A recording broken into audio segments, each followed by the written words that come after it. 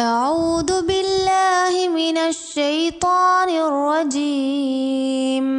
I seek refuge with Allah from Satan the outcast. هل ينظرون إلا أن تأتيهم الملائكة أو يأتي أمر ربك كذلك فعل الذين من قبلهم وما ظلمهم الله ولكن كانوا أنفسهم يظلمون. Are they but waiting for the angels to come to them, or for the command of your Lord to arrive? Those before them did likewise.